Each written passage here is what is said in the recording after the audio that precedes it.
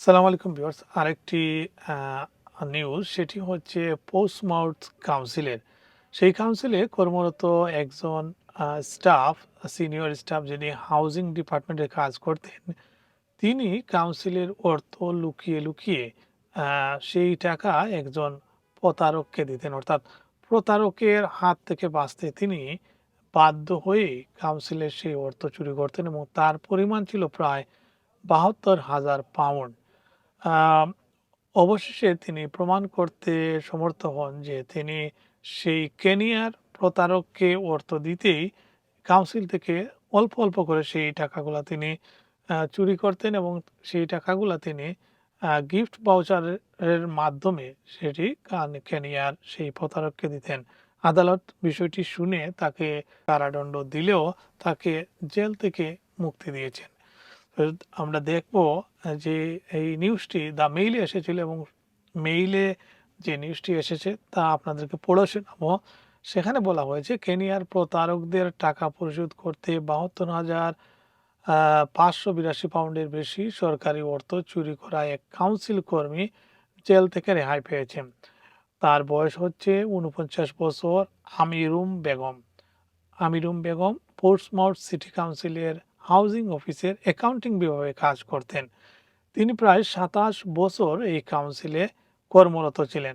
আদালতে বলা হয়, বাসিন্দারা ভাড়া হিসেবে যে পরিমাণ অর্থ জমা দিতেন, আহ, আমিরুম বেগম হিসাবের খাতা তার চেয়ে কম অঙ্ক দেখাতেন এবং বাকি টাকা নিজের কাছে রেখে দিতেন। পরে চুরি করা অর্থ অ্যামাজন গিফট কার্ডে রূপান্তর করে প্রতারকদের অর্থ দিতেন।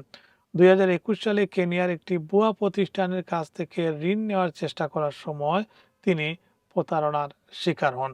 এরপর প্রতারকরা তাকে একের পর এক মেসেজ ও হুমকি দিয়ে অর্থ দিতে বাধ্য করে বলে আদালতে তিনি জানান। এই পরিস্থিতিতে আমিরুম বেগম কাউন্সিল থেকে টাকা চুরি শুরু করেন। এপ্রিল ২০২২ থেকে জানুয়ারি ২০২৩ পর্যন্ত তিনি মোট ৭২,৫৮২ পাউন্ড 17 পেন্স চুরি করেন। কাউন্সিলের হিসেবে গরমিল ধরা পড়ার পর তদন্ত শুরু হয় এবং পরে বিষয়টি পুলিশকে জানানো হয়। এ সময় উক্ত মহিলাকে চাকরিচ্যুত করা হয়। পোস্টমাউথ কাউন্সিল কোর্ট জানিয়েছে তিনি কর্মচারীদের হিসেবে চুরির অভিযোগ স্বীকার করেন। বিচারক মাইকেল বুয়েস কেসি তাকে ৮ মাসের কারাদণ্ড দেন, তবে তা ২ বছরের জন্য স্থগিত রাখা হয়। আগে বলেছিলাম ২ বছর, সেটি হবে ৮ মাস। সে তার সাজা ৮ মাস দেয়া হলেও তাকে ২ বছরের জন্য সেই সাজাটি স্থগিত করা হয়েছে। পাশাপাশি তাকে ২০০ ঘন্টা বিনা পারিশ্রমিক কাজ করার নির্দেশ দেওয়া হয়েছে। তাকে ক্ষতিপূরণ দেওয়ার কোনো আদেশ দেওয়া হয়নি।